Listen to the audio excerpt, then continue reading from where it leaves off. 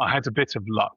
I'd say luck and lack of luck, or bad luck, basically fairly balanced over my time at Fund Options. But I probably had disproportionate bad luck in the early days and disproportionate good luck in the later days. But the piece of good luck I had is, I think, when I was probably, 2 years in, maybe, I really hadn't achieved much with the angel investment I'd had because of what I just said. But luckily, that was kind of the coming up to the peak of AltFi. So the kind of first wave of fintech was AltFi. It was all about digital lending. That bubble popped a long time ago, but this was approaching the peak of that bubble.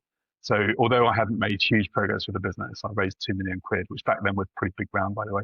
Rounds have got massively bigger in recent years. So for the business at the scale I was at the time, we were always lean. I've never been someone who wasted money.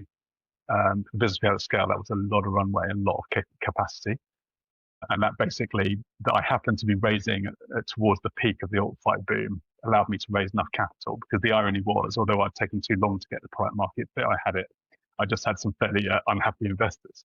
So I knew that I knew what to do at that point in time, and luckily timing meant that I managed to raise a decent check.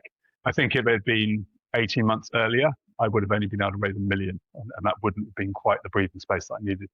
So yeah, there was a bit of luck there.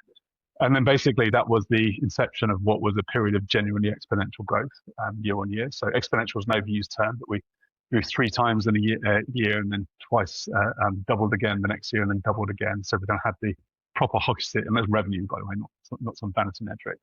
You kind of built that scalable, repeatable engine. I made a really key hire.